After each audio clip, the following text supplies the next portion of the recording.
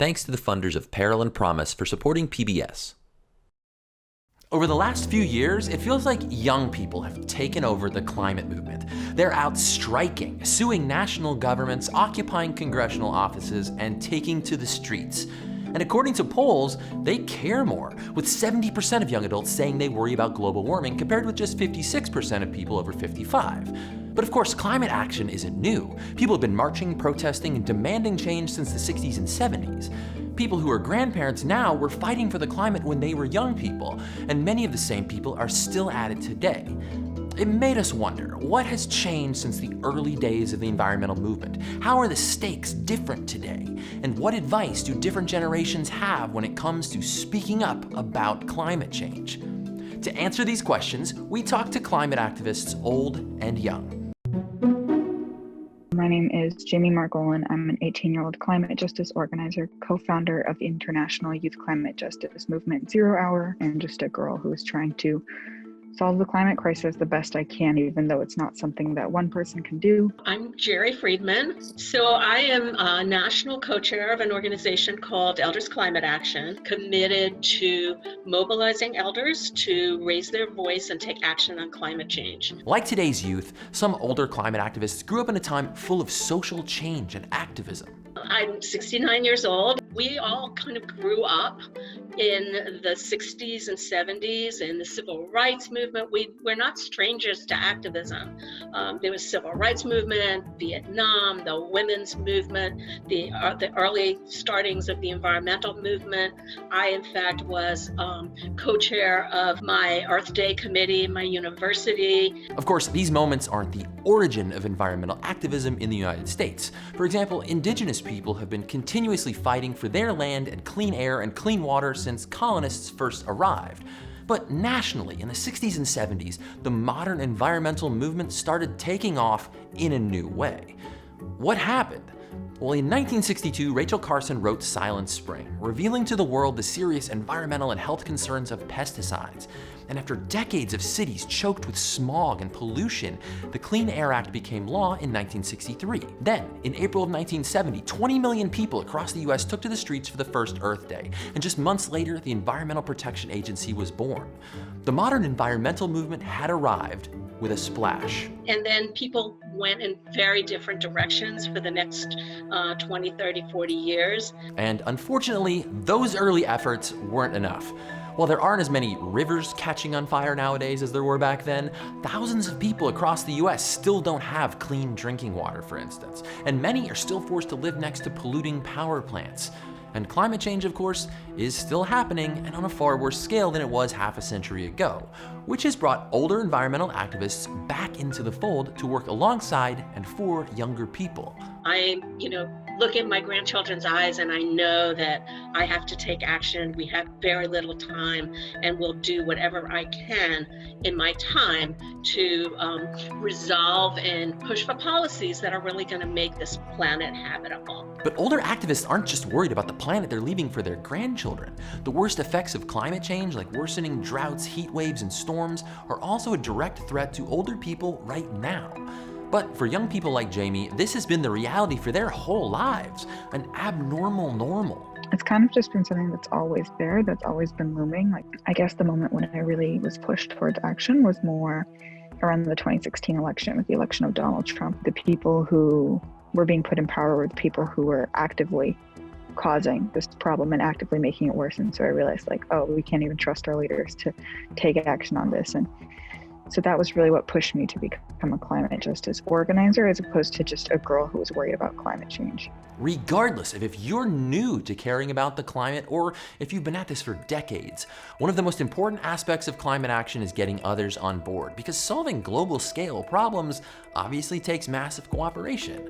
So how do the generations approach action on a massive scale? We're a huge voting bloc, a huge percentage of the population. And so we can have impact both, in ways that we vote and in ways that we spend our money, and allowing and letting elders know that they have a voice. I think the younger generations have a greater capacity for immediate kinds of communication that we are not as successful with because of that generational gap. We are happy to have the youth be up front and out there, because they are the ones that now, it is about them. Watching the news and reading social media the past few years, young climate activists have made a huge mark. Generation Z has gotten so much attention, it kind of seems like they're doing something new or special. But what do they think? I mean, people always ask me that question, what is unique about this generation's approach to the climate crisis? And it's always an interesting question because every generation has had their young environmental heroes. I mean, thinking about the indigenous people who have been on the front lines fighting the climate crisis for so long, I really don't like how the question is framed often between like, oh, the young people are good and the old people are bad. But in the reality, it's not about old versus young. It's about people in the forces who are destroying our planet and life on Earth, and people in the forces who are fighting for it. And I'm not going to be like, oh, I'm doing so much better than older generations, like to the face of an indigenous elder in the Amazon who has been fighting to protect the Amazon for their whole lives. I respect the work that came before me, and I think it's important that we honor the work that came before us. And it isn't like young people and older folks are existing in these two entirely different universes.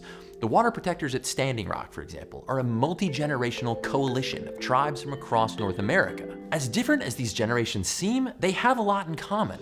And one place where most people who talk about climate change agree is that there isn't one way to talk about climate. You have to frame the conversation differently for each group or person that you're talking to.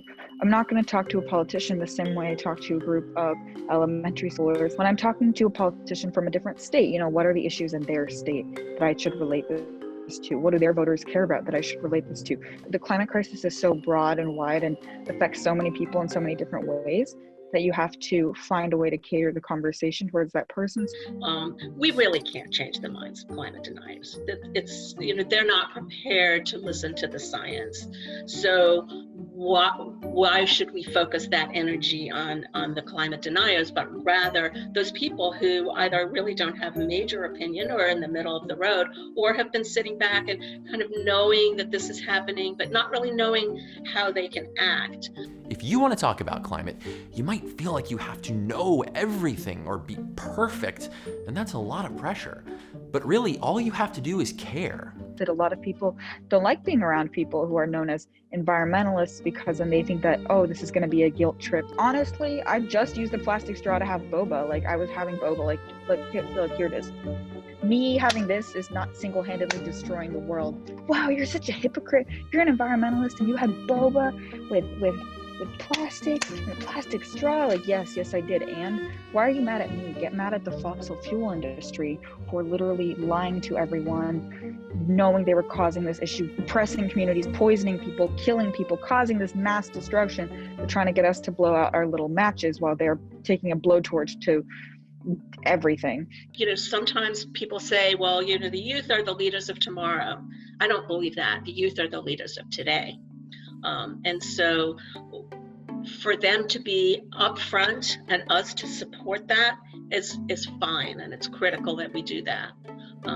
Lend our skills where we have them. Also puts an incredibly awful amount of pressure. Like, the young people will save us. The young people are unique and special, and they're going to solve the climate crisis. When it's like, I'm tired, I'm trying to adjust to classes, I'm here, I'm trying to live my life. I mean, it's really hard to find a semblance of normalcy right now. It's so overwhelming being a young person fighting for climate justice. And so when leaders and other people just then heap even more on your shoulders and be like, save us, when in reality, we're just doing the best we can. And it's not our job to solve this issue. The youth will not save you. We will do the best that we can, but we all have to save ourselves. And frankly, the people in power, the people with money, the people with political power, they should be the ones leveraging all of that for action. For someone like me, part of a generation in between old and young, a generation that was born into climate change, but for the most part only became aware of it later in life, a generation who are both parents and children at the same time, it's refreshing and encouraging to see generations young and old are more alike than they are different when it comes to facing down climate change and putting a stop to it. We all have a lot to learn from our elders and those younger than us, and plenty of work to do together. But that's just my point of view. What wisdom or voice does your generation, young or old, have to add to the climate conversation? Let us know what you think down in the comments. This special edition of Hot Mess was produced in partnership with Peril and Promise, a public media initiative from WNET in New York, reporting on the human stories of climate change. You can learn more at pbs.org/peril and promise. Major funding for this episode is provided by Dr. P. Roy and Diana T. Vagelos, with additional funding from Sue and Edgar Wackenheim III and the Mark Haas Foundation in support of Peril and Promise.